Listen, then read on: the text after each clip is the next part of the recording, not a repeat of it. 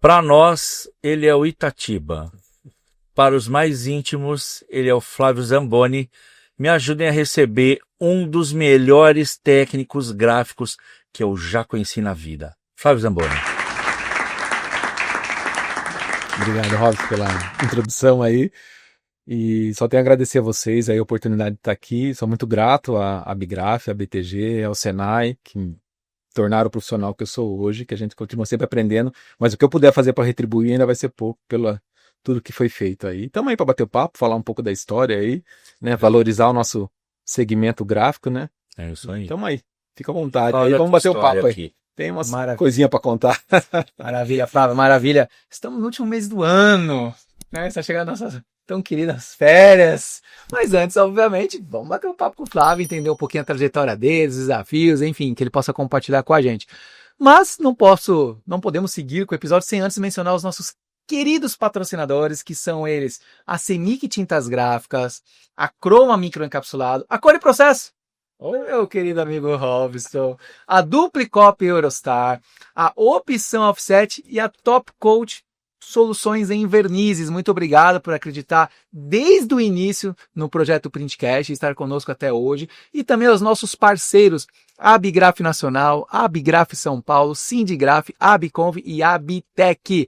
Enfim, e não deixam de compartilhar esse episódio, de curtir, de comentar, para que o algoritmo do YouTube perceba cada vez mais a relevância dos nossos conteúdos e transmite todo o conteúdo aqui da TV Abigraf Printcast para mais e mais pessoas. Flávio, vamos lá! Né, para quem não lhe conhece, quem é o Flávio? Como começou no mercado de trabalho, mercado gráfico, enfim, dá um overview para nós aí. Vamos lá. Quando eu era criança pequenininha lá em Itatiba, tem a história, né, que fala, por exemplo, o que você fazia com 8 anos de idade? Vamos começar assim, né? Você lembra o que você fazia? A bola, o dia inteiro na bola. Então, você, Robson, o que você fazia? Arrebentava os dedos. Além de vender as coisas da sua casa, né? Você foi o cara do comercial. Não, com 8 anos eu não vendia nada não, cara. Eu acho que eu andava de bicicleta e jogava bola. Então, eu ia pra gráfica, né? Porque a minha família é de gráfica, né? Do interior, de Itatiba, né? Por isso o apelido, né? E, cara, era assim, minha mãe dava aula, eu tinha 2 irmãs, meu pai ia pra gráfica, em vez de eu ficar sozinho, eu ia pra gráfica. Então, com 8 anos eu já comecei a trabalhar em gráfica, né? E aí, muito lá atrás, eu tô falando de 1980, 81, mais ou menos, né? 7, 8 anos. Então era totalmente convencional, uma gráfica pequena do interior, né? Então era tipografia. E a gente começava sempre, né? Lá tinha uma escola, né? Que a gente falava, na escola, que não era o Senai, mas era escola dentro da gráfica. Então você começava no acabamento, intercalando papéis, né? Quem é um pouco mais antigo vai lembrar dos carbonos on times, assim, que sujava tudo à mão, aquelas duplicatas, aquelas coisas de notas fiscais de 12, a gente tinha uma mesa igual essa aqui, assim, intercalando. Não tinha nem altura para chegar no balcão. O picote, né? Que hoje é microserrilha, tudo era feito através de uma... como se fosse uma prensa mesmo, né? Era um peso que eu não conseguia, eu não tinha nem força para fazer o picote, eu nem podia fazer picote porque tinha que subir num balancinho, né? Que hoje é tudo automático, para descer e descer fazendo picote. Então, assim, comecei no acabamento, intercalando, fazendo serviço de rua, né? Com 8 anos de idade, né? Então, o contato, né? Que a gente brinca, né? O cheiro de tinta, a tinta que entra no sangue, é da família, né? Meu avô tinha um jornal na cidade, né? A Tribuna, em Itatiba, um dos primeiros jornais da cidade. Depois ele faleceu, aí meu pai e meu tio assumiram. Mas como nenhum dos dois eram jornalistas, ficou mais o segmento gráfico, né? Porque os jornais eram gráficas também, porque só o jornal não mantinha, então tinha que ter as tipográficas lá para poder fazer. Enfim. E aí comecei lá no acabamento, aí fui... Tem umas soluções que, né, se você for contar aqui, o pessoal não vai nem saber o que é. Desempastelador. Você imagina que é isso? Desempastelador quando tinha as caixas dos tipos móveis, né? Para tipografia. Então eram níveis, né? O desempastelador era o mais baixo, porque tinha o tipógrafo, que fazia a composição, né? Então eu pegava lá os tipos móveis. Aí tinha o distribuidor, que depois da chapa utilizada para nota fiscal, para impresso comercial, distribuía, né? Ia voltando para poder ser reaproveitado, os tipos móveis. E aí tinha o desempastelador, que era o quê? Ele conferia, era um serviço assim, de chinês, cara. Você olhava, você ia ter conferindo se aquela letrinha o distribuidor tinha feito certo. Tinha colocado na caixa certa. Por isso que é caixa alta, caixa baixa hoje em dia, né? Porque, né? Quem conhece um pouquinho de tipografia sabe que embaixo ficavam as minúsculas, em cima as maiúsculas, então você ia conferindo. Porque como era muito rápido ali o processo, às vezes o cara jogava a letra A na C e o desempastelador ia lá para desempastelar o que estava errado para poder... Porque o cara não ia lendo, ele ia puxando e ia vendo. Então, se tivesse erro, então tem que desempastelar a caixa. É uma profissão que nem existe mais. Aí depois você vai ser distribuidor, aí depois você pode ser tipógrafo, só que daí eu fui indo para outras áreas, né, do departamento. A gente fala hoje, né, job rotation, que é muito bonito, mas eu passei por todas as áreas, né. Então fui aprendiz tipógrafo, trabalhei no acabamento, trabalhei na parte de impressão, fui impressor tipográfico. Na época estavam surgindo as impressoras offsets de pequeno formato, né, com chapas de papel. As offset eram mais antigas, né, mas no interior, né, posso até falar, mas era Catu na época, Catu 370, foi a primeira máquina que eu trabalhei como impressor. Então eram chapas de papel, cara, que eram dupla face, você gravava de um lado e gravava do outro para aproveitar. A gente desenvolveu uma prensa, assim, a gente gravava as chapas lá, né. No sol? No sol. Então era um vidro, a gente fazia uma espuma, colocava e deixava no sol para expor. Assim, lógico, depois a gente foi evoluindo dentro da A vida dava pressão, né? Era o vácuo. Dava pressão, o vácuo, não tinha bomba de vácuo. Era no elenco, o seu Miguel, coitado, nem passava perto de Itatiba, nem sabia que era o seu Miguel lá no elenco. Então a gente tinha essas coisas muito convencionais, e a tipografia ainda, né, tocando em paralelo, só que a gente tentando, era uma gráfica com variava entre 15 e 20 funcionários, né? Então, para o interior era uma gráfica de pequeno e médio porte na época, mas assim, tipográfico, e a gente começou na offset, aí só para contar um pouquinho a minha história, né? Do que eu fui, do acabamento, de impressão.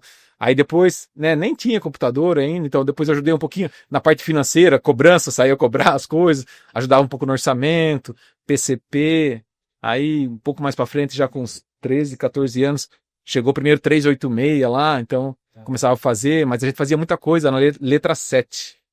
Alguém sabe o que é letra 7? Dá um Google aí, vocês vão saber. Então a gente fazia no papel vegetal. Todas as artes com curva francesa, nanquim. Então desenhava os cantinhos, decalcava a letra 7 para fazer o filme e depois gravar na chapa, no sol. Nessa época acho que a gente já estava com uma prensinha lá que meu pai que fez, né? Meu pai também tinha formação de mecânico, né? Então ele acabava se metendo às vezes umas coisas lá, ele fazia, fez uma prensa, colocou as luzes assim, um vidro, aí já tinha uma certa pressãozinha na espuma, já fomos evoluindo até depois ter um elenco dupla face lá que foi mais pra frente. Então eu passei por todos os ciclos assim, né, da gráfica convencional mesmo, maneira convencional mesmo. A gente não tinha nem filme para fazer montagem a cores, era basicamente traço, né? A gente tinha na impressão tipográfica, a gente falava clichê, né? E hoje tem clichês, a gente enfim, de flexo, de outras coisas, flexível lá. Mas assim, naquela época era clichê tipográfico, nem tinha Itatiba, a gente fazia em Jundiaí. Então ia lá buscar, gravava, puta, era artes gráficas na essência. E aí eu fui indo, aí já tava um pouco na parte um pouco mais de gerenciamento, do workflow, PCP, eu fazia muito PCP, eu organizava, fazia orçamento, então eu já tava meio que... E aí apareceu a oportunidade de estudar no Senai, aí com 15 anos. Aí com 15 anos eu vim pro Senai Teobaldo Denigres, né? Cara, era super concorrido, cara. Tipo, era 80-1 a proporção de vaga. E era assim, eram vagas que eram tinha para filho de funcionários, né? Para quem já tinha feito aprendizagem, que era quinta, oitava. E o curso técnico, que era a elite da época. Ali. Tinha o pessoal que era indicado pelas empresas também? Então, esses eram na aprendizagem, né? Na aprendizagem. Que era de quinta, oitava, que a gente chamava, né? O ensino fundamental. E aí, nas férias, eles iam para as empresas. A empresa pagava e eles iam para cumprir, né, a carga horária lá, porque eles eram assalariados pela empresa. Então a empresa patrocinava isso de quinto a oitavo. Aí pro colégio, né, pro curso técnico, que era o único na época, né, só tinha, eu lembro que escola técnica era só Teobaldo Denigres, aí tinha uma na Espanha que o Fernando Pini tinha feito, e o da Alemanha, né, então assim, eram as 3 escolas do mundo. Da onde vieram E da Itália que vieram os professores, eles eram muito com as máquinas, né, o Sérgio Vai, o pessoal lá do Senai, Sergio Vai, né, quem é das antigas vai lembrar do seu Sérgio Vai lá. Figura. Enfim, aí todos os italianos, que vinha com as máquinas lá, as máquinas offsets para fazer. Enfim, aí então era esse curso super concorrido, cara, e eu tinha alucinação de vir para São Paulo, cara, sabe aquela fome de querer aprender. Você morou em São Paulo enquanto foi aluno? Fui. Então, quando eu vim para morar na casa de uma tia, né, que ela morava no Parque Dom Pedro, ali perto até, olha. Por isso que eu falo, Deus não faz nada por acaso, é tudo planejado, né? Só que, puta, esse curso super concorrido e tal, me preparei, eu lembro que eu pedi meu tio, conta aí do salário e me ajuda um professor para eu ir bem nesse vestibular, porque é o que eu quero fazer. Eu quero estudar em São Paulo, eu quero ser técnico, eu quero aprimorar tudo que eu possa ter em relação a artes gráficas. E fui, cara. passei, uma felicidade, assim, puta, é muito engraçado, cara. É igual o pessoal, acho que, hoje já não tanto, mas que você vai ver o seu nome lá na lista, lá você fica procurando por ordem alfabética, cara, é uma agonia no coração a hora que você chega, assim, você fala, ai, caralho, cadê? Mano, a hora que eu passei, puta, foi uma das melhores sensações da minha alegria, vida. Assim, né, não, cara? cara, assim, é uma realização, falei, cara, eu consegui, eu tô aqui, agora como que vai ser? E eu morei aqui, daí na casa dessa minha tia no começo, né, minha tia Cida, que me ajudou muito, foi muito importante, né, nessa época, porque...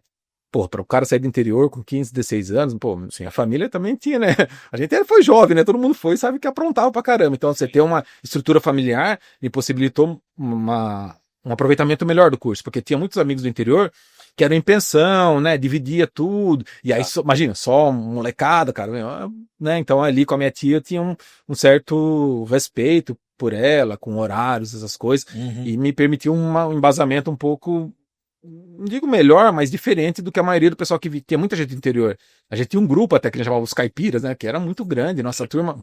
Tanto que o apelido era o nome da cidade. Era, Você veio, tinha o Cruzeiro, que era né? Cruzeiro. Cruzeiro, né? Então tinha algumas pessoas que eram até pelo jeito da gente falar, né? Itatiba, né? Então o pessoal ficava. Eu tava conversando com alguém outro dia, ele não falou nem Itatiba, ele falou Tatiba. E o Tatiba? Por onde que é do Tatiba? Porque é o jeito que a gente falava, né, cara? Cara, vou falar com ele daqui uns dias, ele vai gravar printcast com a gente. O Luizinho que trabalhou com a gente. Luiz. Pequenininho. Sim. Esqueci o sobrenome dele agora, mas eu lembro dele também. Ele era um pouco mais. Foi pra parte de flexo, né? Eu lembro que ele. Isso. E no Senai, aí eu fui, cara, e comecei a... Você não morou em República, não? No começo não. No começo foi com a minha tia. Aí depois, aí sim, aí morei em República, morei em pensão, tudo, aí teve... A gente vai criando asas, né? Aí vai criando asas. Né? Mas no começo, assim, porque até tinha uma coisa, né, que no Senai, a gente... Pra você, tinha escolha, né? Então você fazia 1 ano e meio do Job Rotation lá, você fazia...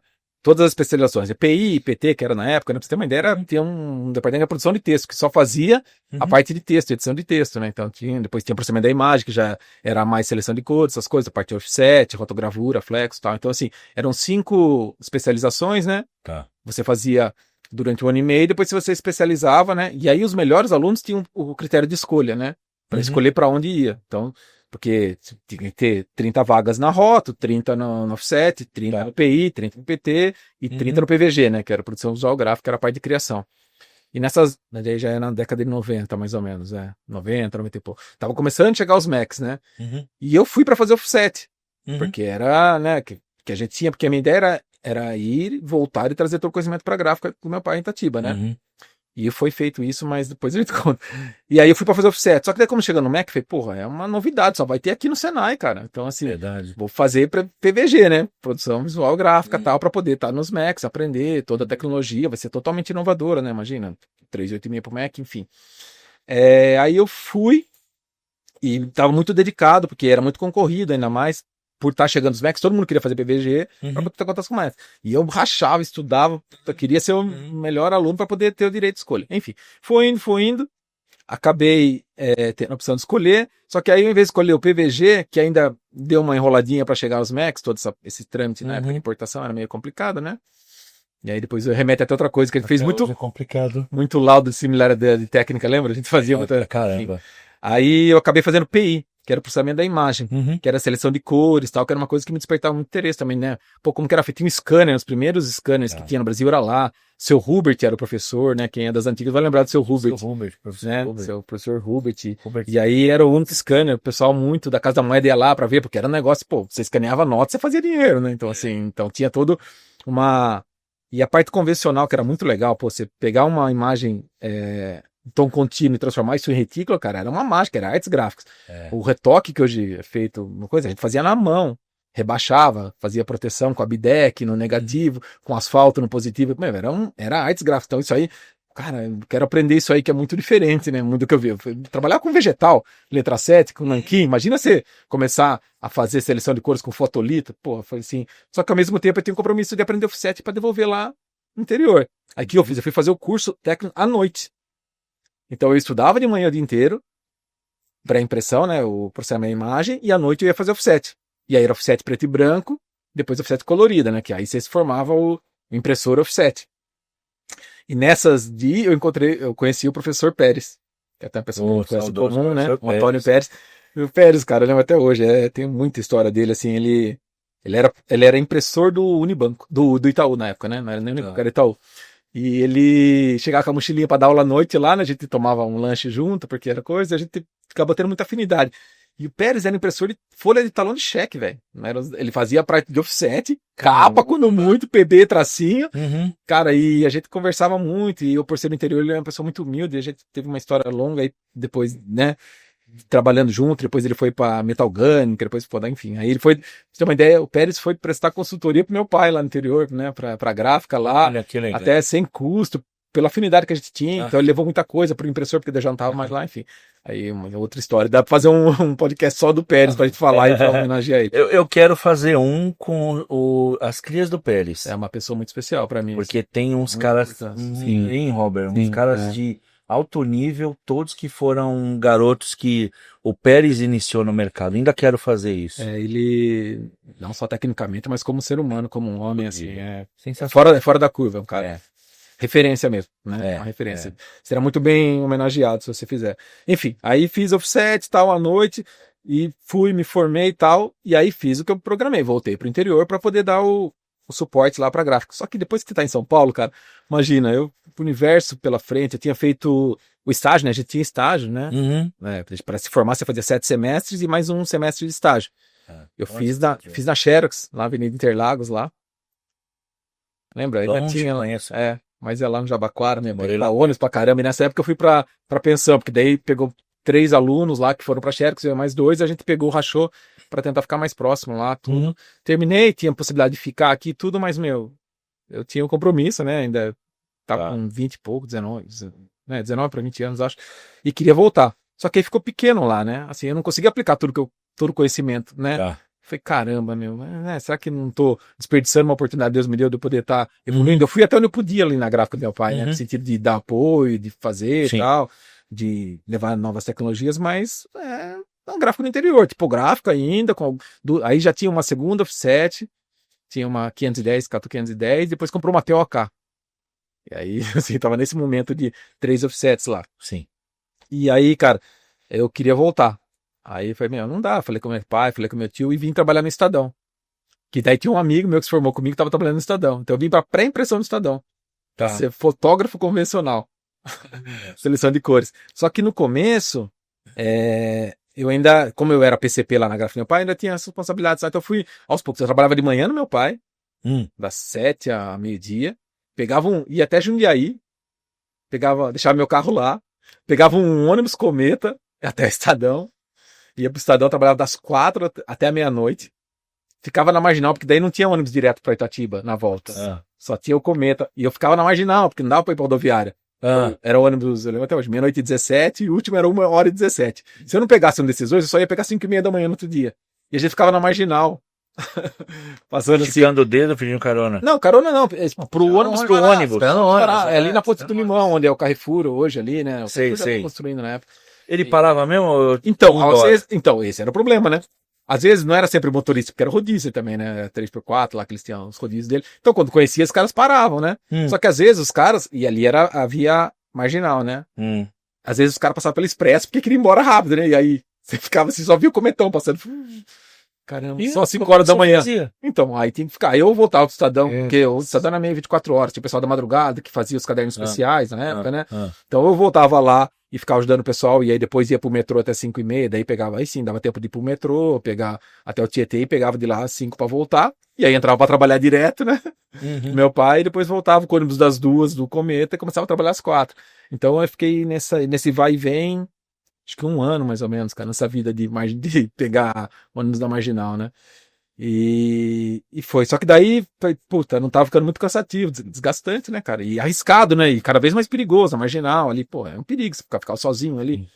Enfim. Aí consegui uma pensão, vim morar na pensão e aí só trabalhava no Estadão. E aí, né, a gente vai avançando um pouco, o salário foi melhorando um pouco. Aí tive a oportunidade de começar a me manter aqui, né? Uma pensão, aí comecei a fazer o curso universitário, né? Fiz jornalismo com a intenção, tô no Estadão, né? Vou virar o jornalista do Estadão. Aí vem as primeiras choques de realidade que a gente conhece, né? Os caras falaram, Flávio, esquece, você vai ter que sair daqui pra você voltar jornalista, porque os caras não vão puxar você aqui nem sei se eu posso falar isso, coitado, Estadão, uma empresa que eu respeito muito, mas foi uma realidade, né? O Felipe, o cara, o diretor, lá falou assim, Acontece, ué. ele falou, vou ser bem sincero com você, cara, eles sempre vão te ver como o cara da editoração. Então, eu acho muito difícil, você pode vir aqui, a gente pode arrumar pra você vai ser nem profissional, mas, primeiro, não vão te deixar sair da editoração, porque lá você cumpre seu papel. E se você vier pra cá, nunca vão te ver como jornalista, vão ser sempre como O cara da editoração. cara da editoração. E é a realidade, cara. Eu fiquei feliz porque o cara foi real. Mas olha o nível, cara. Olha a minha frustração. Eu falei, caramba, eu tô estudando jornalismo, eu quero, né, seguir o que meu avô fez e tal. Mas teve esse primeiro choque da realidade. Já começou. Realidades da vida, né? Realidades a vida não é fácil, a vida não é. Cara, e eu Contrário, é difícil. e eu tinha começado lá, cara, fotografando Pestap, velho. Lá era Pestap na época do Estadão, 90 e poucos era Pestap. Aí depois fui pra montagem, aí eu ajudava a montar tudo, depois teve gerenciamento, aí começaram a chegar as primeiras image setters e tal.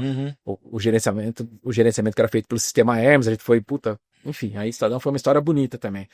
E aí eu fui no Estadão, depois do Estadão eu fui pra Plural, que era a gráfica da Folha, né, que era meio coisa. Fui fazer PCP lá, fui indo. Da Plural passei pela Gonçalves, embalagem, né? Então, a editorial, né? Meio promocional, que era a Plural, depois pra Gonçalves. E da Gonçalves surgiu a oportunidade de trabalhar na BTG, como técnico gráfico, né? Que foi aí que eu fui pra lá, conheci na Que época... ano que foi? Foi 90...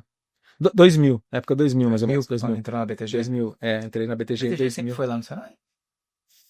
Não, já era não. 2000 já era. 2000 já era no Senai. Mas teve antes, acho que era aqui antes. Era até aqui na Bigraf, se eu não me Eu engano. não sei se ela foi. Ou não, foi no centro. Ela era no. Quando a Bigraf era na Vila Buarque, ali, atrás da República, do Lago do Arocho, que é pedaço. Quando tu entrou já era no Senai, tá. E eram. Daí foi, ainda era. Quando eu fui, o Pini já tinha morrido. Porque o Pini também era um dos que encabeçava a BTG, né? Associação Brasileira de Tecnologia Gráfica. Ele foi um dos pioneiros ali, então era uma salinha, então geralmente no começo, antes de eu chegar lá, eram os estagiários, pessoas se formavam no Senai, acabavam indo pra lá, eram 2, 3 pessoas, né, e na época, você vai lembrar da Vanessa Bremberg? Sim, claro. Lembra? Ela foi, quando eu fui lá, foi ela que me contratou, ela era gerente técnica na época lá, mesmo. E era a dona Cida Stu, que era a gerente administrativa, né, e tinha todo o suporte aqui do pessoal da Bigraf, né? Já que tava o apoio para nós. Então a Vanessa estava como gerente, me entrevistaram lá também, uma seleção enorme, né? Gigante, né? Porque tava começando a mudar um pouco o perfil, profissionalizar, não que não era profissional, mas crescer um pouco mais, ser uma prestadora de serviço, ampliando um pouco maior a prestação de consultoria, né? Tecnologia, laudos, essas coisas. E eu ingressei na época para fazer test form, né? Lembra? Começou o test form, que hoje você conhece com tanta propriedade, muito mais do que eu aí.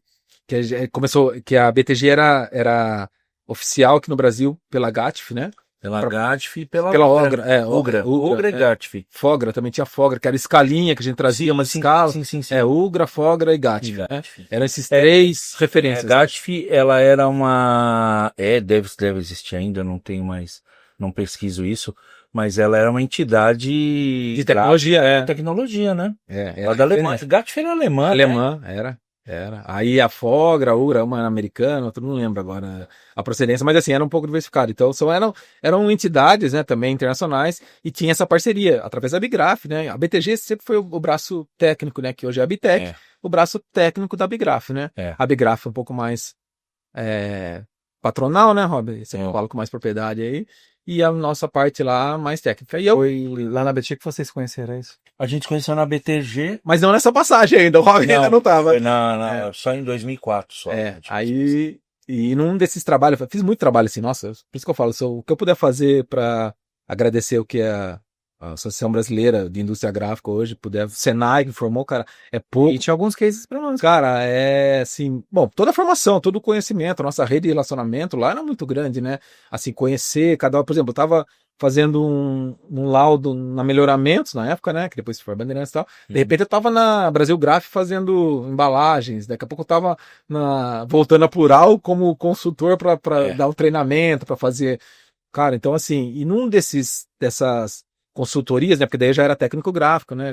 Já tinha avançado um pouquinho, mas sempre aprendendo, sempre estudando, né? Já começando a prestar consultorias. E a gente foi contratado pelo Grupo Pão de Açúcar para fazer uma qualificação dos fornecedores a nível nacional. Na época ainda o Bruno Tialoni encabeçou, era a Vanessa, né? Que captou o negócio como gerente técnica e tal. Pôs o Bruno para para ser o coordenador do projeto, né? Que chamava Qualificação de Fornecedores para o Grupo Pão de Açúcar. E aí te escolheu alguns técnicos, eu, mais uns 2 ou 3 que faziam umas visitas, sempre com o Bruno, com o professor, para conhecer as gráficas. Então, vai na Santa Marta, vai na Bandeirantes de Recife, vai na Minister do Rio de Janeiro na época, vai na Esdeva, né? Então, assim, viajei bastante lugares. Porto Alegre, a gente foi também, enfim, teve vários aí que agora não recordo todos os nomes, mas... E numa dessas viagens, do diretor de marketing, né, que é junto, né, o senhor Luiz Coco, ele estava com uma oportunidade para um coordenador de marketing, né? E falou com o Bruno, né? Até o Bruno foi uma das pessoas muito importantes nesse momento aí, o Bruno Tialoni, né? Falou, pô, Flávio, você não quer ir pra lá, estamos com uma vaga, tal, não sei o que tem. Eu falei, pô, mas eu sou gráfico, né, cara? Falei, então, mas é isso que a gente precisa, de alguém que conheça para poder fazer a diferença lá dentro, porque lá dentro é todo mundo de publicidade, de marketing, tem essa vivência sua de chão de fábrica para saber até onde a gente pode apertar gráfico, o que é preço, o que é valor, o que eles entregam, prazo. Então, talvez você faça mais a diferença lá do que aqui, porque, né, do lado de cá estão muitos técnicos, tal, melhores, iguais, em diferentes conhecimentos, né? Agora lá você vai poder trazer toda essa sua bagagem, que eu já tinha... contando desde os 8, sei lá, já tinha quase 10, mais 10 anos de carreira, com 20 e poucos anos, já tinha mais 10 de carreira, né? Então, assim, eu já tinha um conhecimento das mudanças, já tinha passado por tipografia, por Pestap, por montagem convencional, estava começando a chegar os softwares, né? Lembra? PageMaker, né? Freehand, Quark Express, enfim, aí então a gente tava todo nesse momento aí de montagem, lá tinha muito tabloide, mídia exterior, né? Outdoor naquela época bombava, cara, assim, era outdoor, cara, outdoor. Então, assim, a gente ali chamava marketing corporativo, né, quando eu fui pra lá. Então, a gente cuidava da parte de mídia e da parte dos tabloides. Que tabloide, cara, e eu cuidava da bandeira extra, né, porque o Grupo Pão de Açúcar era formado na época pelo Compre Bem, que virou Barateiro, nessa época de 2001. O Pão de Açúcar, propriamente dito, as lojas Pão de Açúcar, e o Extra.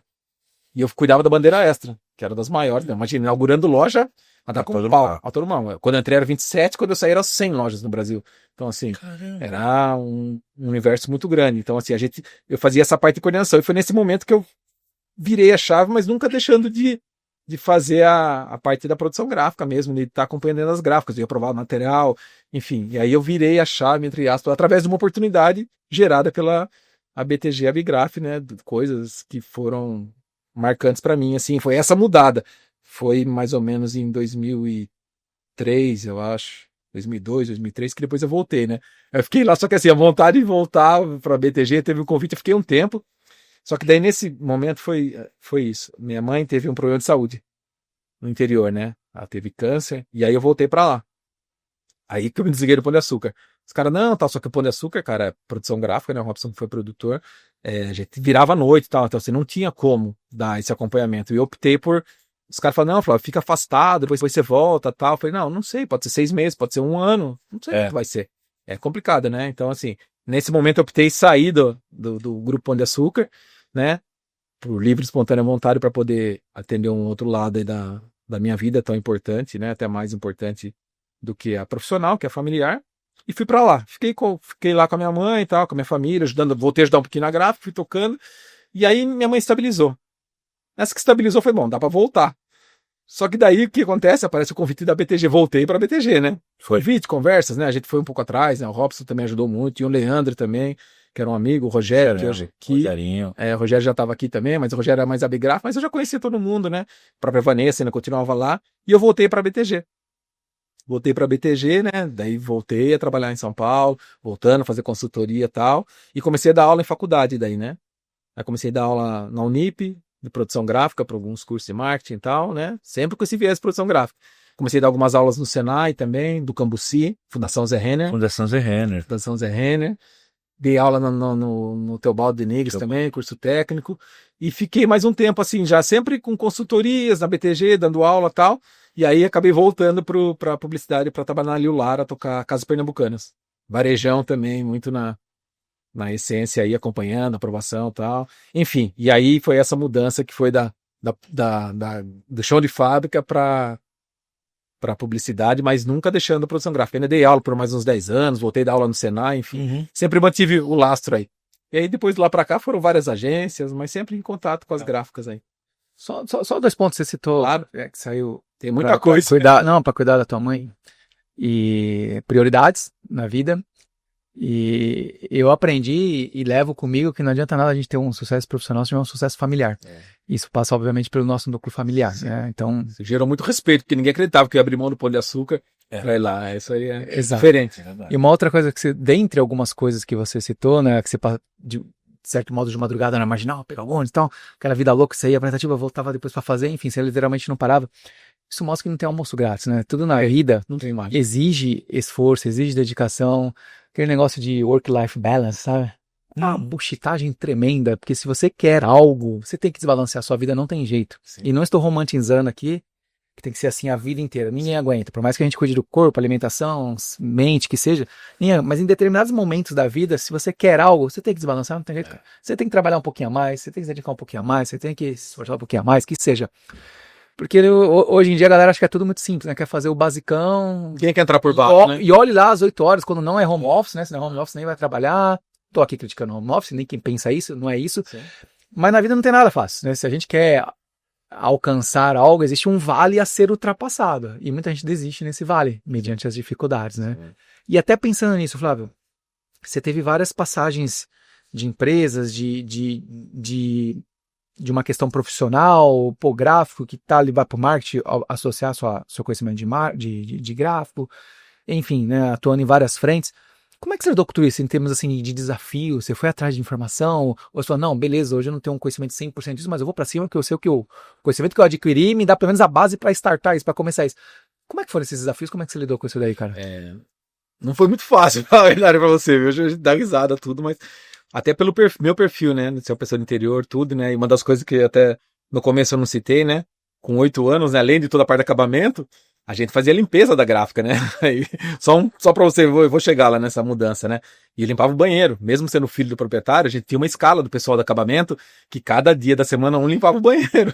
Ele varria o chão da gráfica. Então, assim, eu comecei a varrer o chão da gráfica, cara. Então, assim, e aí, de repente, eu tava na Liu Lara, numa puta agência, depois fui pra Yang, cara, do Roberto Justo. Meu, começava a olhar e falei, cara, o que eu tô fazendo aqui, meu? Não sou desse mundo. Então, assim, né, só que por outro lado também, isso me deu muita força interior, né, cara? Falei, cara, se eu cheguei aqui não foi por acaso, eu não sou amigo de ninguém aqui.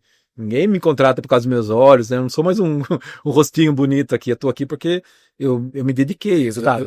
Eu fiz por isso. Se eu não der resultado, eu tô na rua, velho. Porque eu nunca fui do rolê, até brinco, né? O pessoal da agência não me leva a mal, mas eu nunca fui do rolê, cara. Eu nunca fui. Eu sempre fui do trabalho, cara. Então, assim, muito rígido, muito firme com os fornecedores, cara. Então, e isso me gerou muito desgaste, cara, interno, assim, porque eu comprava muitas brigas, cara, e o perfil, né, da publicidade, o Robson vivenciou, e você conhece também por coisa, cara, é diferente, cara, é um pessoal diferente. E aí eu tinha muito conflito com os próprios produtores, cara, é complicado isso, porque tinha muitos produtores na época, quem formava muitos produtores, formava.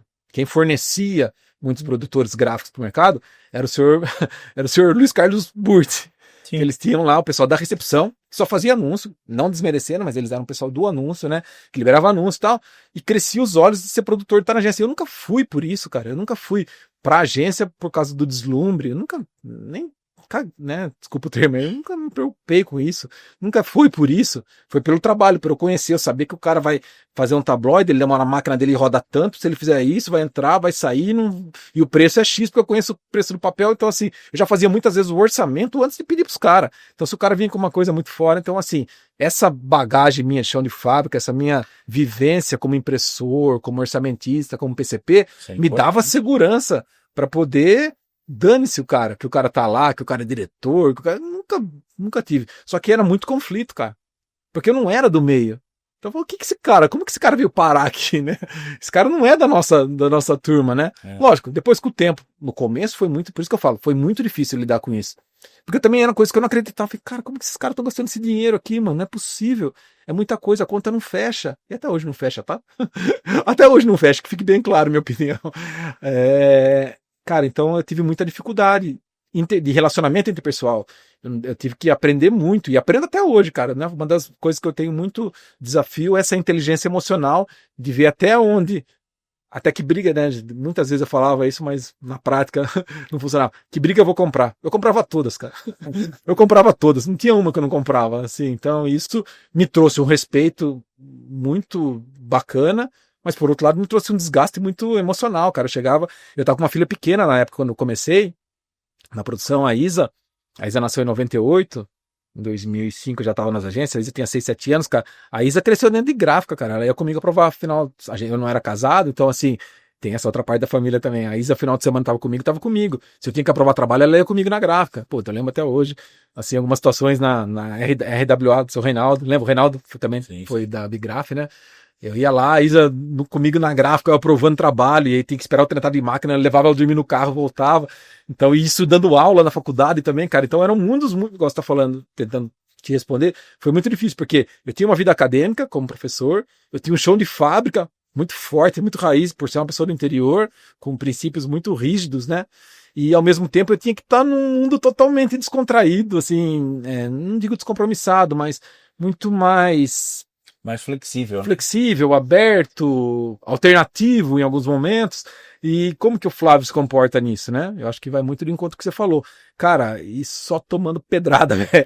Assim que eu aprendi, né? A gente fala, pô, você trabalhou em tanto lugar e tal. Eu falei, tá, então, mas ninguém vê os tombos que eu levei, né? As noites chorando, né? Brigando com o diretor, o cara te colocando lá embaixo, você tendo que aceitar, e você sabendo que aquele negócio estava errado, e você ainda tendo que provar pro bem comum de todos, porque nunca foi.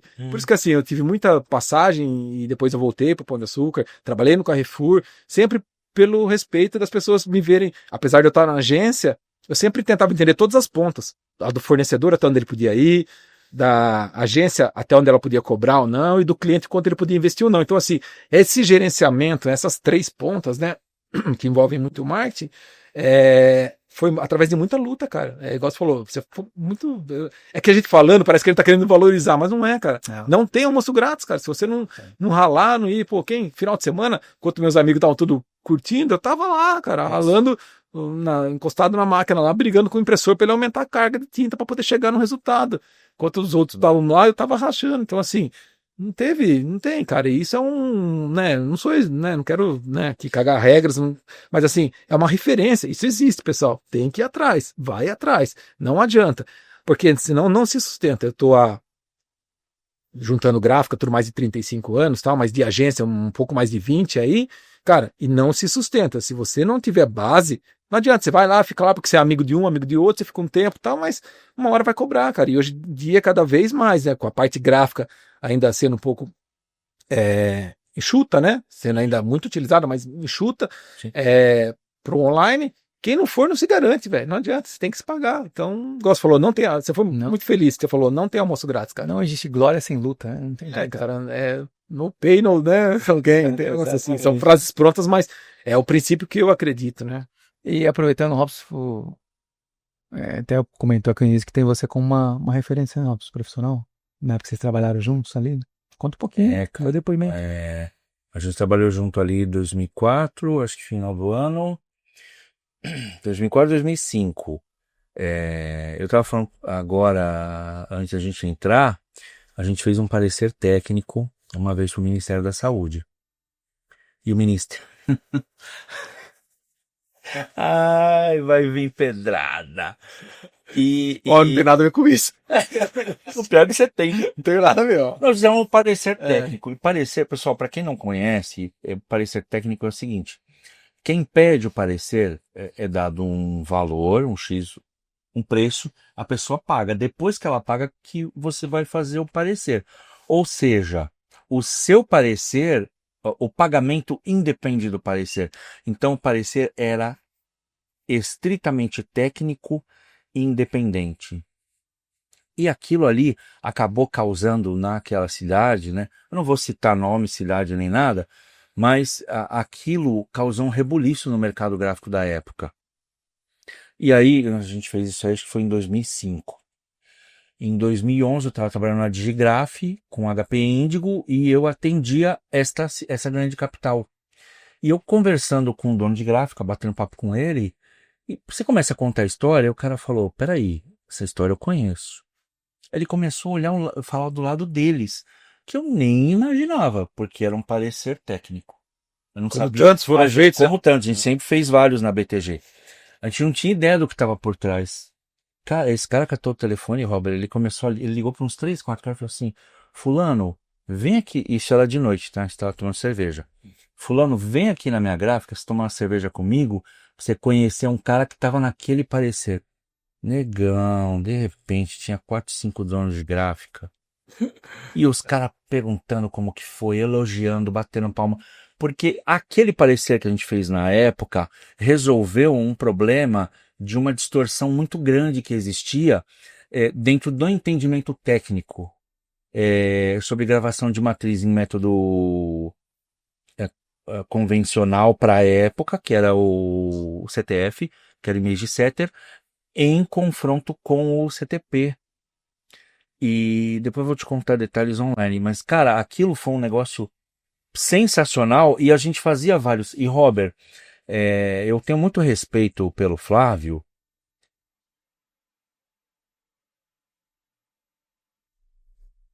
porque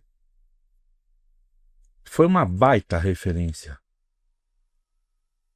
Eu tinha saído do mercado de agência para ir deixando de ser produtor, para ir para a BTG com uma função comercial. E ali eu comecei a conviver com os caras da consultoria. E eu não me aceitava saber tão menos do que eles. Era um salto, cara, o que os caras conheciam e o que eu conhecia. E eu tinha uma função de coordenador. Eu não me sentia à vontade. E aí teve algumas situações que foram desconfortáveis que eu decidi estudar. Mas o Flávio era uma referência para mim. Era não, você Flávio. Paulo Mina, abração, meu amigo. Careta. Eu falo, toda vez que a gente fala do Flávio, eu falo, o Flávio é uma referência para mim. Ali, cara, a gente conviveu com grandes profissionais da área gráfica. Sim. Pedro Casotti, professor Eizucato, professor do Chinique. Sim. Caras assim, muito feras. Fora da curva. Pérez, o próprio Pérez. O Pérez. Você falou do Hubert. O Hubert Bierhast. E vários outros caras sensacionais. Vários segmentos, né? O Nério, por exemplo, na parte de... Nério Rosa, Adolfo Chacon. Eram caras, Robert, muito bons naquilo que faziam e a gente tinha que conviver com esses caras. A Márcia Biagio eu conheci lá da época. A Márcia teve aqui, cara. Sim. Nossa, ela tá... a Márcia... Sistema de qualidade, né? A Márcia é sensacional, cara. Trabalhar com ela Você tá trabalhando com uma pessoa muito competente, profissional. Lisiário Rodrigues, lembra o Lisiário Rodrigues da manutenção? Que ia falecer depois. Ia falecer. A gente trabalhou com gente muito... Então, cara, eu tinha umas puta referências. Só que eu tinha ele, que era uma puta referência do meu lado, a mesa do lado. Sim. E aí, pra mim, cara, aprendi coisa pra caramba. E eu sempre vi... Eu achei uma pena você ter ido pro mercado de agência, uma pena para o mercado gráfico, tá? Mas, cara... Sempre é tempo, né? Quem sabe a gente não volta. Não, bichão, o mercado gráfico precisa de profissionais com o teu nível de conhecimento e bagagem do fundamento da gráfica. Hoje você tem muitos profissionais na área gráfica, sim, mas tem poucos que têm essa parte mais fundamental. Sabe? Aquela parte do alicerce, aquela parte lá embaixo que é só pedra. Isso aí são poucos, cara. E o mercado precisa, tá? O mercado tá carente. Tem um monte de empresa, desde fabricante de máquina, fabricante de tecnologia, até gráfica mesmo, precisando desse tipo de profissional. Mas, bichão, puta referência. Aí você começa a estudar, foi ali que eu conheci você também logo depois, a gente como aluno do Senai. Sim. Você começa a conviver com as pessoas... E você fala assim, velho, eu tenho um cara que é mestre ali do meu lado. Bichão, eu vivia tecnologia, eu só ia pra casa pra dormir. Porque era o horário comercial dentro da BTG, convivendo com esses caras bons, e depois à noite com vocês. Dia inteiro no Senai, né? Era o dia inteiro no Senai, cara. Cara, foi uma fase sensacional, transformadora. A gente fez muita... Cara, a gente comprou muita briga, tem coisa que não dá pra falar, Robert. A gente comprou muita briga, velho. Essa de laudo, então, cara, cada história.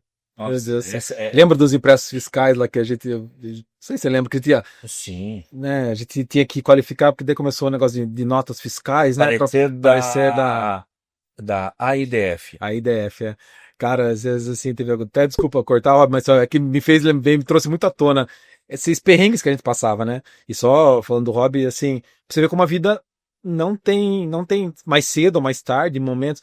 O que eu vivi com 16 anos, o Rob foi viver com 30 e nem por isso, hoje os conhecimentos eles são cíclicos, né, cara? Não tem conhecer mais e não tinha diferença. Ele, para mim, eu não enxergava ele como um cara do comercial, sempre observava ele como um profissional, companheiro de trabalho, que tá num momento de vida diferente e tá tudo bem, porque quando eu passei também tem muitos que não me respeitaram, teve muitos que me respeitaram e eu sou eternamente grato aos que respeitaram e aos que não respeitaram porque me desafiaram a ser melhor também, né? E acho que o Robson também teve algumas situações. Tem um casalzinho fofo que me colocou muita pedra na frente, então, mas mas fortaleceu, né? Porque daí as perninhas tem que subir pra passar a pedra, ficando com músculo, né? fortaleceu. Eles não estão mais no mercado, mas Então, por isso que eu falei, não se sustenta, cara. não se sustenta, exato. E aí, essa parte do parecer, cara, nossa, eu cheguei assim, coisa que emociona, assim, porque a gente ia, pro interiorzão, cara, do São Paulo, Brasil inteiro. E o cara fala, pelo amor de Deus, você tem que me dar isso aí, porque minha vida. Cara, o cara, tipo assim, vamos falar em números, vai na época lá, o faturamento da gráfica era, sei lá, R$8.000. O parecer, né, porque tinha o custo nosso de deslocamento e tal, né, não vou entrar nem na questão dos valores não, mas era 1.500, cara, então imagina o cara investir 1.500 e eu chegar lá e falar que a máquina dele não podia imprimir, cara, pra acabar com os atravessadores. Foi um trabalho muito bacana da gráfica, cara, e é assim, imagina, sei lá no interior, eu falei, mano, esse cara vai me matar, que teve situações, eu falei, não, você vai dar o parecer, eu falei, não, calma, você vai ser analisado, você tem que ter todo um jogo de cintura, cara, porque às vezes, porque tinha muitos atravessadores, né, cara, a gente conseguiu pegar alguns que tinham só escritório, né, e aí a concorrência não era leal, foi um trabalho muito legal da Bigraf, conceitualmente era uma coisa assim, muito pra limpar o mercado mesmo, corretíssimo. O princípio era perfeito, só que a gente passava esses perrengues, né? O dono de gráfica não sabe, inclusive, pessoal, tem muito dono de gráfica, muito empresário que não sabe o que a Bigraf faz pra ele. A gente tem que gravar um episódio só pra falar disso, um dia. De quanto que contribuiu, cara. E ali, esse parecer era o parecer para que qualificava a gráfica a produzir impressos fiscais. Ele não conseguia autorização, né? Se tivesse essa qualificação. Ele tinha que ter essa qualificação para ele entregar na Secretaria da Fazenda para dizer assim, ó, por favor, me autorize a imprimir nota fiscal. Que gera o número de autorização que sai embaixo das notas fiscais até hoje, né? O número da AIDF, né? Autorização de impressos documentos fiscais, né? Exato, isso era muito sério. Cara, a nossa responsabilidade, cara. Uma vez teve uma gráfica, Robert, você não tem noção. O cara catou e colocou a arma na mesa. É nesse nível. O cara colocou a arma assim, deitou a arma na mesa e começou a falar. Aí eu não vou citar o nome dos caras, né? Que eles também nem estão mais na área gráfica, mas os dois olharam um pro outro, eles combinaram, os dois saíram correndo. Eles saíram correndo, quando eles chegaram na BTG, falaram, tá cancelado, o cara botou uma arma na mesa. Eles correram, cara, podia ter atirado neles, cara. Isso são situações, assim, e as situações políticas, né, que no caso de uma entidade, a gente se confrontava muito, né, tem um caso também que não dá pra falar o nome, mas assim, eu fui fazer um parecer técnico numa empresa enorme, que o cara era diretor, e ao mesmo tempo ele era um dos diretores da nossa entidade. E assim, e aí tinha o problema do cara do papel, olha a encrenca, né? Cara do papel, cara da tinta, cara das soluções de molha lá. Eu lembro disso aí. Você lembra, né? Que tava canoando os materiais lá. E aí, não, vamos contratar a BTG. Submarino que pastelava. Vamos contratar a BTG pra fazer. E aí vai o Flávio lá, né? No meio dessa bola dividida. Falei, caramba, meu, que situação, né? E aí o cara da tinta, não, porque não é a tinta que tá... Porque a densidade da tinta tal, influenciava. Não, porque não sei o que lá. Daí o cara todos os fornecedores possíveis do cara. E eu peguei, fiz uns testes e tal, fiquei uma semana nessa gráfica aí, uma gráfica grande, e, cara, e aí eu peguei, analisei tudo, fiz os testes, cara, cheguei à conclusão que o problema era o processo, cara, não era nenhum dos fornecedores. E o processo é administrado pela gráfica, que contratou a BTG. Olha a situação. E eu não tive como, cara, eu tive que ser, falei assim, ó, parecer tá aqui, o que vocês vão fazer daqui pra frente, não me responsabilizo. Mas tá aqui, ó, parecer é esse, cara. Eu falei, né, reuni no final tudo lá, mano do céu, quase fui mandado embora na época, mas assim, aí vem a seriedade da entidade, né, a Bigraf deu todo o suporte, falou, não, Flávio, se é isso, é isso. É isso, cara. Então assim, eu sou muito grato, porque, cara, os perrengues, agora, aí que tá, e essa faz a diferença, acho que é por isso muito respeito do Robson e de outras pessoas aí que conhecem, né, porque a gente passou por situações assim que pra mudar de lado é facinho, cara, é tipo assim, eu vou comprar uma briga com um cara que é pica aqui da entidade, que é dono de umas... Se eu for pro mercado, esse cara vai me queimar o filme, mas, cara, aí tem a sua... Aí vai naquela que você falou, na essência da sua criação, da família, do que você acredita, você serve a valores, né, cara? Então, assim, foram perrengues tanto físicos quanto políticos, né? E não tem mais difícil ou menos difícil, todos foram difíceis, mas é isso, cara, não tem sem luta, né? Você tem que lutar. E a gente tinha apoio, né, Flávio? Tinha. A Bigraf, Quem tava em cima da gente apoiava, falava segurava. Pode ir. Até o Rogério hoje, que é um dos diretores aqui na época, a gente era meio par, né? Ele fazendo a parte aqui da Bigraf e tal, tudo, cara.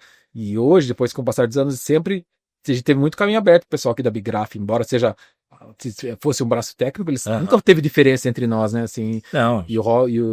Na nossa camada da cebola era todo mundo junto, né? E é isso que permite hoje ter uma boa relação com todo mundo, graças a Deus. A gente tinha a Rosana Alessio também, que participava do ONS, a gente fez bastante grupo de estudo, por isso que eu falo, tem tanta coisa que era feita, e ainda é feito, talvez num volume não tão...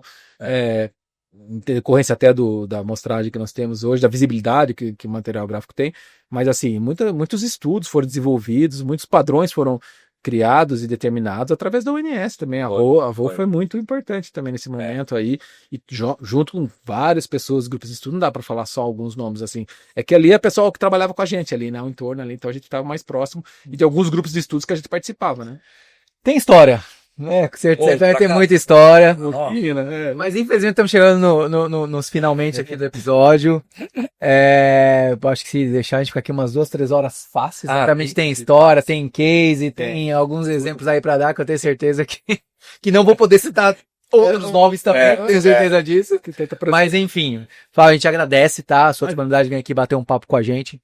Se ainda faltou algo a ser falado, nos próximos minutinhos, fique à vontade para estar falando. Eu acho que é falar um pouquinho do momento, né, das artes gráficas hoje, né, porque eu contei muito até um determinado momento, né, e o que vem hoje muito, o online e tal, acabou-me depressa, tal, cara, e isso me revolta de uma forma que me dá uma vontade de voltar, mesmo aos 50, né, tô com 50 anos, de voltar para fazer, não é isso, cara, tem espaço para as artes gráficas, para quem tem o conhecimento técnico que o Robson falou, eu acho assim, mudaram essas ferramentas, né, cara?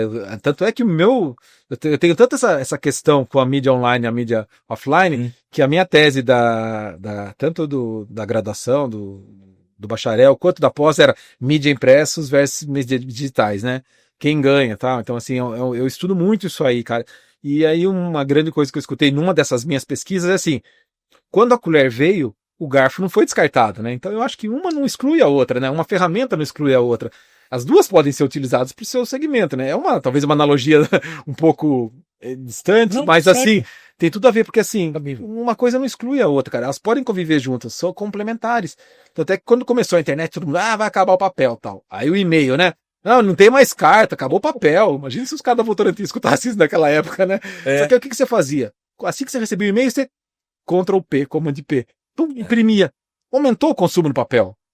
Então, assim, depois reequilibrou tal, tudo, né? Não vamos entrar no mero detalhe, mas assim, eu acho que uma coisa não exclui a outra, elas podem caminhar junto. Nos dias de hoje, né? Eu estou trabalhando muito num projeto de imagens geradas através de inteligência artificial, tal, que é um outro, dá podcast aí pra gente falar, pra vocês aí, falar muito sobre o assunto.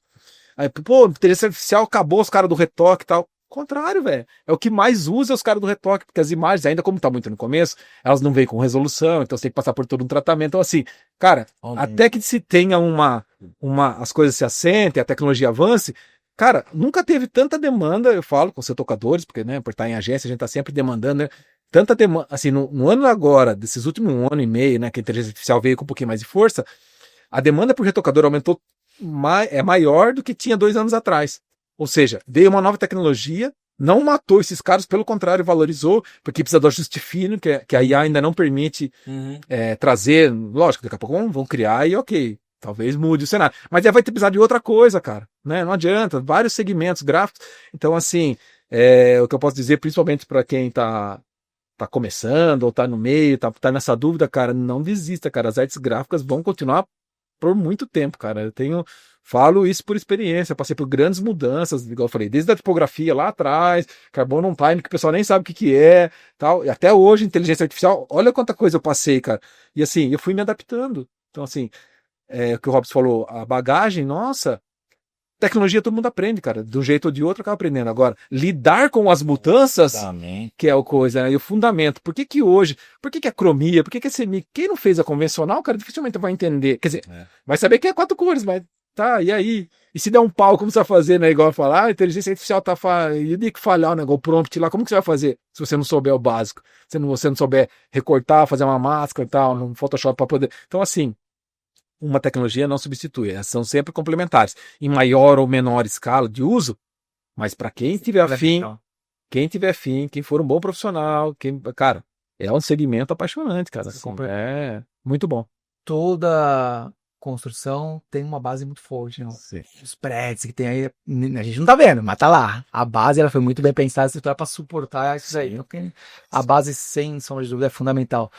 Robson, chegamos no final aqui, temos No final, um ritual. Flávio, Eita, obrigado. imagina, eu que Agora você tá carimbado na comunidade do Printcast. agradeço. Cara, brigadão pela oportunidade, tamo junto sempre. Prazer, Bom. tô te conhecendo hoje, mas já fui com a sua Bom, cara. Então, igual junto. Eu sou muito transparente, se eu não fosse, eu já falava, tá igual, tranquilo. Passou emoção. É. Você é um dos queridinhos do Printcast. Muito obrigado. É, Sinta-se à vontade para usar quando precisar. a gente tem um grupo dos queridinhos, depois que for ao ar, se você quiser, eu te insiro lá, um grupo de WhatsApp muito qualificado. Obrigado por você ter sido um dos meus mestres. Imagina, cara, que isso. Eu que agradeço a oportunidade, cara. Não existe mestre se não tiver aluno, né? É isso aí. Estou muito agradecido, cara. Esse episódio sacudiu aqui. É muito bom. Valeu por Fico feliz. disponibilizar seu tempo, seu conhecimento, compartilhar um pouco da sua trajetória com a gente. Sempre um prazer. Com todos a nossa comunidade. Galera, muito obrigado por nos acompanhar ao longo de 2025. Nem sei quantos episódios foram, mas foram muitos episódios. E sempre, obviamente, contamos, né, com o engajamento de vocês, com a participação de vocês, com toda a parceria que temos com a nossa comunidade, tá compartilhando episódio, curtir, comentar, e que 2026 viremos mais e mais forte, com conteúdos cada vez mais relevantes. Desejamos um final de ano maravilhoso a todos, né, Robson? Um excelente Natal, Sensacional. um fim de ano maravilhoso. Todo mundo. E em 2026 estaremos juntos novamente. Valeu, galera. Até! Obrigado.